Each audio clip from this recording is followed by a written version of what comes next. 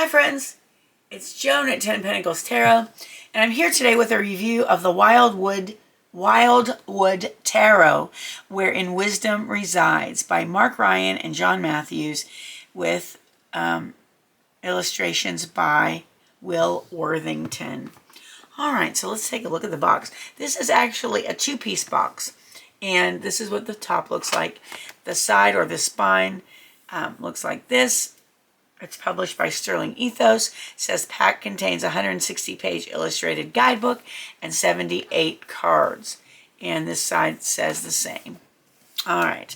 The back of the box, or the bottom, says it's $24.95 in the U.S., $37.50 in Canada. It says, look to the heart of a primeval forest where deep ancestral wisdom lies to help make sense of your world today. A beautifully illustrated card deck. The Wildwood Tarot is fun to use as a meditation system, a divinatory oracle, or a source of profound knowledge.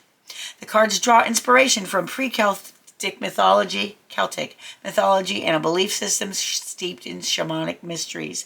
It's easy to quickly access the magical lore of the Wildwood through description of each card, revealing its historical and mythological background as well as its divinatory meaning. All right, there's more, but I'm not going to read the whole thing. And so, whoopsie. All right, so let's open the box. I don't know why these top and bottom boxes give me a devil of a time opening them. And I know there's nothing wrong with the box. It's user error, which I'm the user. Okay, that's the top. Okay, so let's look at the guidebook first. Here we go. It's a nice glossy cover. That's the front. That's the back. And that's obviously the Hermit card. All right, so let's take a look. So we have publisher information. This was published in 2021, so it's just a couple years old. We've got the table of contents. Return to the Green, prefaced by Mark Ryan. The Wildwood Song, prefaced by John Matthews. Part 1, Into the Green, an introduction by Mark Ryan. I like this. The best advice I ever got about tarot was read the book, meditate with the cards, and then put the book away and do your own thing. All right, so there's this interesting stuff. We've got a section about asking questions, fate and the tarot. Here's a Wheel of the Year. Nice. And part 2, the path through the forest, the cards and their meanings. All right, so we look at 0 is the Wanderer, which would be the Fool. And so it says position on the wheel. It talks about the position on the wheel. It talks about the description of the card, the meaning of the card, reading points, and roots and branches, which would be keywords. It looks like keywords and phrases. All right, so each card has a small grayscale picture of the card and 2 pages for at least for the major arcana. We'll check the minor arcana. The shaman is the magician. So there are some different names of the cards. The high priestess is the seer. And the empress is the green woman. The emperor is the green man. All right, and there'll be others too. We'll look at the cards in a minute. All right, and so we go all through the major arcana same way. And then we get to the minor arcana and starting with the suit of arrows. And arrows would be, I'm assuming, air. Okay, so arrows would be swords. All right, so we see we have the king, and it's the kingfisher. Tells you again, for each card has, again, a grayscale picture of the card. It has the name of the card, the position on the wheel, the meaning, and the reading points, which would be what this means in the reading that you're doing. As a person in your life, as an aspect or a process, as an event or a happening, and then it gives you questions to ask about it. And then tracks and pathways are the keywords and phrases. All right, so that's good. So arrows would go all the way through, and then we have bows. The suit of bows would be fire, so that'll be wands. And again, same thing. We have the name of the card, like what's on the card, the hair, position on the wheel, meaning, reading points, as a person, as an aspect or process, as an event or happening, and questions, and then tracks and pathways, key words and phrases. All right, so we go through the wands or bows, and then we have the suit of vessels, which is going to be cups, and it's done the same way. And the suit of stones, which is going to be earth or pentacles. So that is that. And then part 3, finding your way, working with the deck. And it has some spreads for you. Nice. Illustrated spreads. And they have sample readings of the spreads, which is also very nice. And notes. And there's a section for notes on your readings. Very good. All right, and then resources in the back. I love it when they include this. Resources and further reading. So there's a lot of information. There's about the authors, about the artist, and acknowledgments. And that's it. And that's packed with information. All right, let's take a look at the cards. So the box inside has 2 compartments for the cards. This is kind of not my favorite thing, and I'll show you why. Look, because they don't make the little compartments deep enough, and so the things tend to slide this way. But I mean, it's not too bad. It's not a deal breaker. It's just not my favorite. All right, so let's look here. We'll look at each of the cards. First of all, let's look at the cards. They're glossy finish. Nice. The back looks like this. They're reversible. You know, I didn't notice if there are reverse meanings in here. But I'll tell you what we'll do. I don't see a specific thing that says reversed, but I'll tell you what we'll do. At the end, we'll do a 1-card reading so you can see how the book is written and see if you like it. All right, so here we go. The Wanderer, or the Fool, the Shaman, the Magician. I really like the artwork on these. They're very, very detailed. I hope you can see that. The Seer, the Green Woman, the Green Man. They're beautiful. The Ancestor, which would be the Hierophant.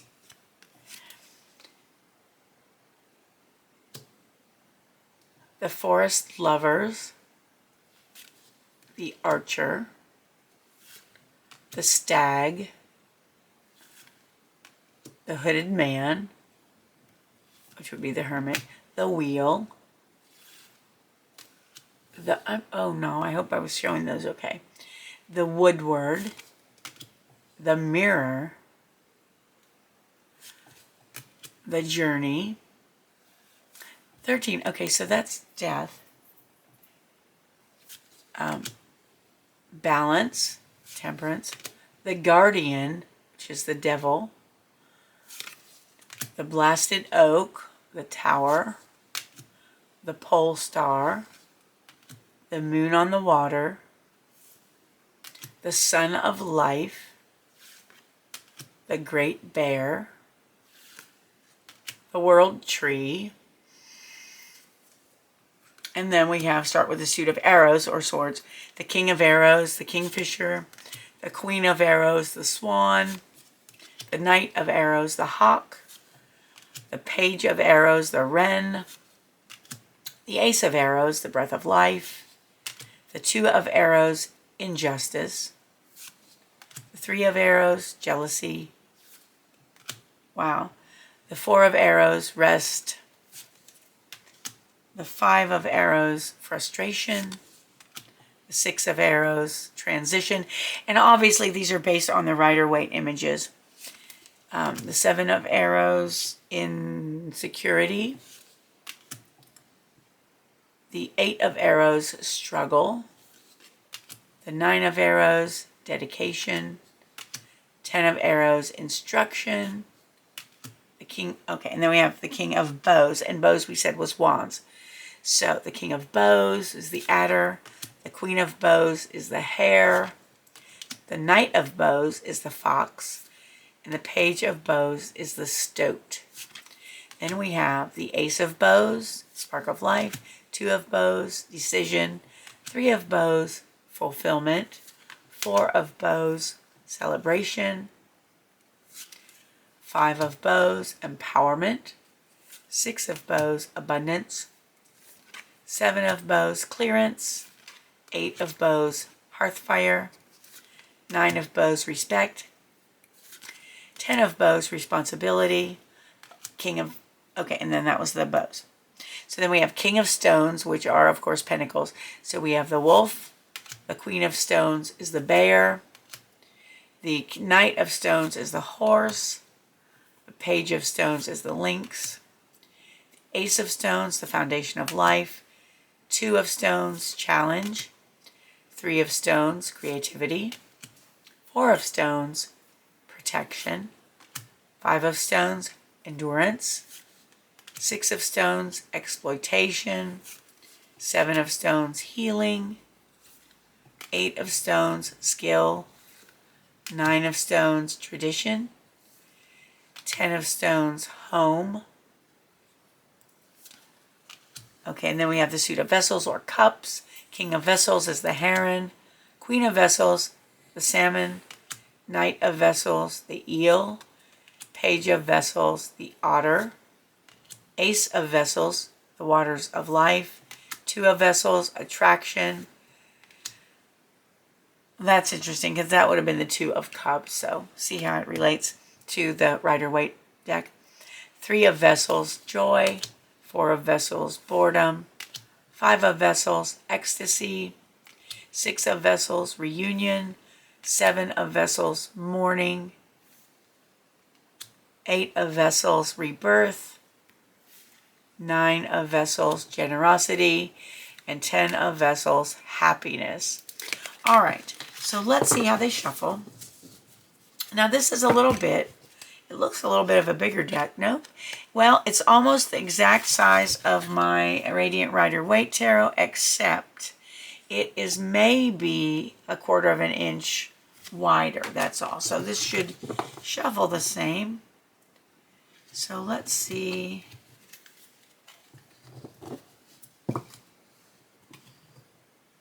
How they do. Let's try to do it.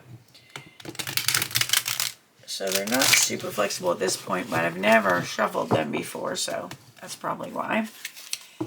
So they will riffle shuffle nicely. They don't stick together. Okay, so let's shuffle. Let's ask the universe or spirit. Spirit, what does our viewer need to know?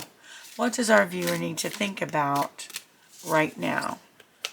And we can see how the book is written. What does our viewer need to know? It's this one. Or think about right now.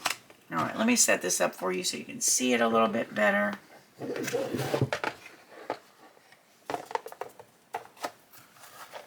And the card is the Stag, which is number 8. Okay, so let's see. The Stag is number 8. So let's take a look. It's Major Arcana. And let's see what we have here. Okay. The position on the wheel. It says, the Stag shares the spring equinox, the 21st of March, with the Archer. He is associated with sunrise and the element of air. There's the position of this is the position of universal love, where the energy of creative life enlivens the soul. So it says description. The Stag, forest king and guardian, half human and half animal, and verdant with greenery, looks out from the card with a steady and calm gaze. He holds a polished, hafted axe and shield. His horns reach into the sky and are mirrored in the branches of the tree, before which he stands as a reminder of our cosmic connection to the universe and its manifestation in all organic life on the planet. The polished axe head is a manifestation of the human will to change the environment, and not always for the better, so a weighing up of action and responsibility is necessary. The shield, which bears the image of the symbolic major oak, reminds us that we must preserve and protect our natural resources. All right, that was the description. Now it says meaning. The concepts of forgiveness and reward are not appropriate here. They are human ideas which have no reality in natural lore. One reaps what one has sown. Just as right or generous action brings fulfillment and peace, greed and vengeful desire bring bitter loneliness and disillusion. Balance will be maintained by the planet's ecosystem. The justice it dispenses is long-lasting, and it is both merciful and irrevocable in its final conclusions. We are guests of the earth, not its masters, and, like ill-mannered children at a banquet offered freely by a generous and forgiving host, we have behaved badly and are in danger of spoiling the gathering for everyone else. Our thoughtless greed and selfishness have seriously disturbed the ecosystem. The fine balance and interdependent connection between nature and humans is pivotal. If the balance is disturbed by any inappropriate or thoughtless action, there will surely be a natural reaction, and the balance will have to be reset. On an individual level, this may involve haunting guilt over a wrong action or a subconscious feeling of bitterness because of an unfair situation. It signifies the karmic wheel of justice that rules our basic concepts of right and wrong, and the inescapable faith that justice will always be done.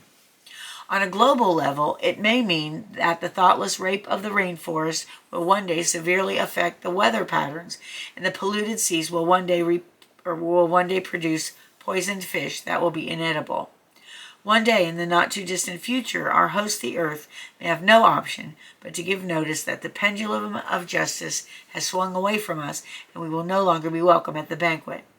Both on an individual level and as a civilization, we are responsible for our actions and must be aware of their consequences.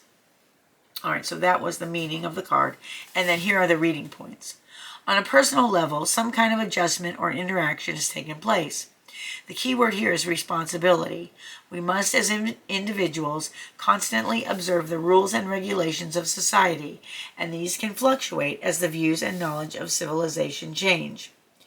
Whether on a political or moral level, we subconsciously know when a realignment of our perceptions is due. This is a time to welcome the justice that has arrived with the coming of spring and the fire of creation. Face the coming season with honesty and integrity and trust to right and appropriate action.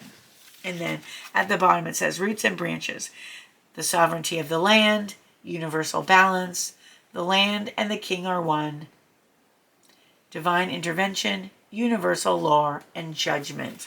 Okay, so that is number 8, which would be the justice card.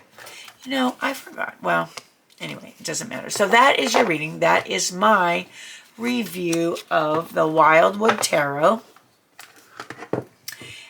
Let's put it back in the box and see if we can evenly distribute the cards between the 2 slots. Okay, that was not too bad. And there you have it. The review of the Wildwood Tarot by Mark Ryan and John Matthews. Illustrations by Will Worthington, and published by Sterling Ethos. If you enjoyed it, please give the video a thumbs up and consider subscribing to my channel. It is completely free for you, and it helps me out a lot. I want you to know that I appreciate you being here with me.